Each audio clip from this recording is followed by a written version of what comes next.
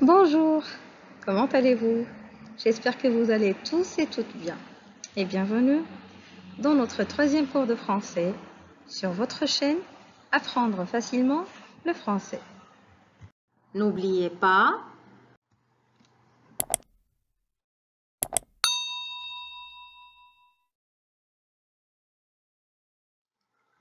être rouge de colère, avoir une peur bleue, pleurer de joie, trembler comme une feuille. Les expressions ne manquent pas pour exprimer toutes les émotions que l'on peut ressentir. Identifier ces émotions pour ensuite oser les exprimer, c'est tout un chemin qu'il faut apprendre pour se comprendre soi-même et comprendre les autres. Alors c'est pour ça qu'on va voir aujourd'hui les émotions. Alors les émotions sont universelles et il est important de savoir les identifier, les exprimer et les expliquer en français. Mais comment les expliquer et les exprimer en français? Aujourd'hui, avec cette leçon, nous allons apprendre ensemble le vocabulaire de base des émotions en français.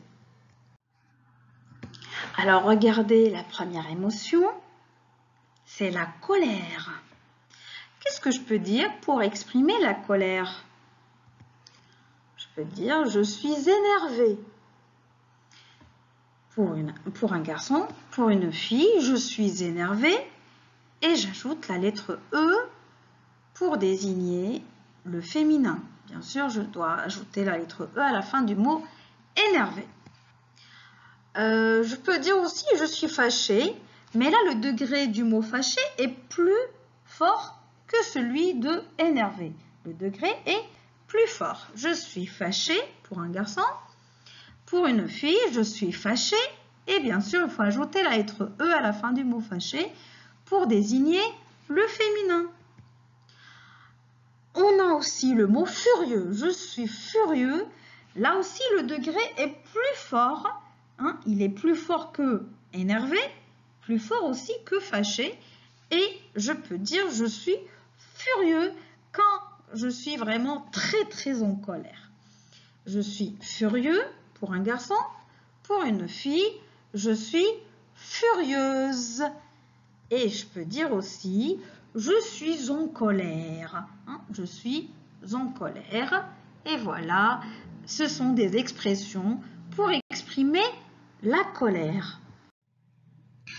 Cette émotion est aussi généralement manifestée physiquement par des tapages de pieds, une rougeur et des sourcils froncés.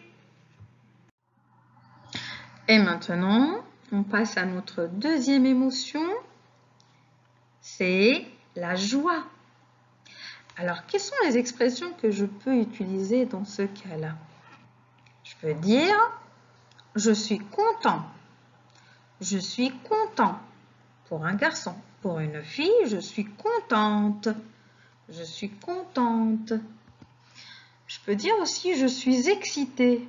Mais là, le degré est plus fort et ça provoque une grande joie. Je suis excitée pour un garçon. Pour une fille, je suis excitée et on ajoute la lettre E à la fin du mot excité. Je peux dire aussi je suis enthousiaste. Et là, c'est quelque chose que vous êtes très content de pouvoir la faire. Et la manifestation physique de cette émotion, c'est le sourire, c'est le rire, c'est le bien-être. Et maintenant, regardez cette émotion, c'est la tristesse. La tristesse. Alors, la première expression, je suis accablée. Alors, accablé, c'est quelque chose qui nous est arrivé vraiment très difficile. On utilise cette expression, je suis accablée. Pour un garçon et pour une fille, je suis accablée. Et on ajoute la lettre E à la fin du mot accablé. Je suis malheureux, c'est le contraire de heureux. et c'est aussi quand on est dans une situation difficile. Pour un garçon et pour une fille, je suis malheureuse. Je peux dire aussi je suis triste. Quand je ne suis pas heureux, je suis aussi triste. Je suis bouleversée.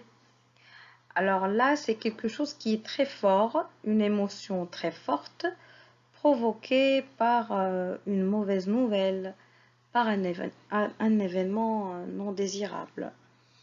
Je suis bouleversée, un garçon, une fille, je suis bouleversée, avec un E à la fin du mot bouleversée pour désigner le féminin.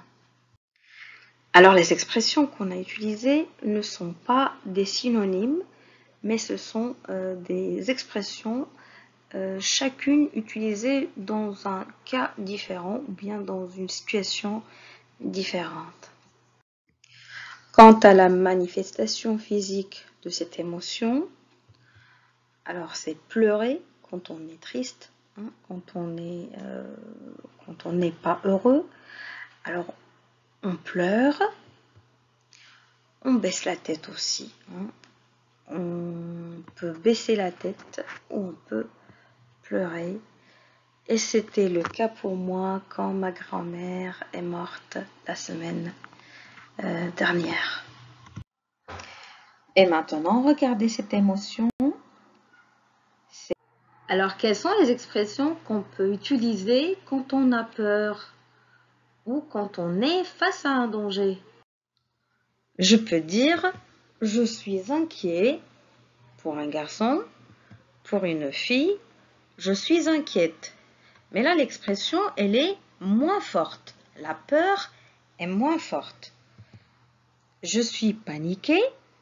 Là, l'expression est très forte. La peur est très forte. Vous êtes devant une situation que vous ne savez plus comment réagir, alors vous paniquez. Ou bien vous êtes paniqué. Pour un garçon, je suis paniqué. Pour une fille, je suis paniquée. Et j'ajoute la lettre E à la fin du mot paniqué pour indiquer le féminin. Je suis affolée. Là aussi, c'est très fort. C'est très proche de paniquer, mais c'est une expression utilisée quand c'est difficile de gérer l'émotion de la peur. Alors, je suis affolée pour un garçon, je suis affolée pour une fille en ajoutant la lettre E à la fin du mot affolée pour indiquer le féminin. Et la manifestation physique de cette émotion, c'est avoir le cœur qui bat, avoir une pâleur où la peau devient pâle et avoir une sueur froide.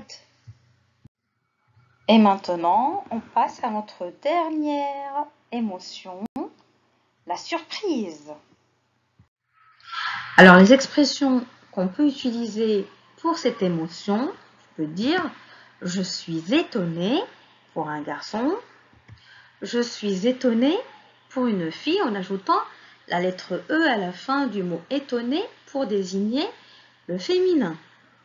Et là, c'est une expression qui est moins forte. Quand quelque chose vous paraît étrange, vous êtes étonné. Par exemple, je suis étonnée que vous soyez arrivé si vite. Alors, on a aussi l'expression épaté. Je suis épaté pour un garçon. Je suis épatée pour une fille en ajoutant la lettre E à la fin du mot épaté. Et là, c'est une surprise qui est positive. Par exemple, une bonne nouvelle. Waouh!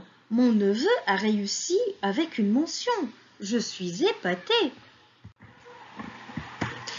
Et là, on a aussi l'expression stupéfait. Je suis stupéfait pour un garçon. Je suis stupéfaite pour une fille. C'est une grande surprise. Une surprise qui est très forte. On l'utilise assez souvent pour quelque chose qui n'est pas positive, qui est même négative. Quelqu'un qui a fait quelque chose qui ne vous plaît pas vraiment et qui vraiment vous étonne. Waouh, il a osé faire ça? Je suis stupéfait. Quant à la manifestation physique de cette émotion, c'est écarquiller les yeux, ouvrir la bouche et sursauter. Et maintenant, on passe à notre exercice d'application. Quand les émotions sont là, quelle est ma réaction naturelle? Alors, regardez bien. Quand je suis content, je pleure, je crie ou je souris? Quand je suis content, oui, je souris. Je souris. Quand je suis content, je souris. Quand je suis triste, je pleure, crie ou ris. Quand je suis triste, je pleure. Quand je suis triste, je pleure. Quand je suis en colère, je ris, crie ou pleure. Quand je suis en colère, je crie. Quand je suis en colère, je crie. Notre cours d'aujourd'hui touche à sa fin. Si vous avez aimé la vidéo, n'hésitez pas à cliquer sur j'aime et à la partager. On se dit au revoir et à notre prochain cours bientôt, Inch'Allah.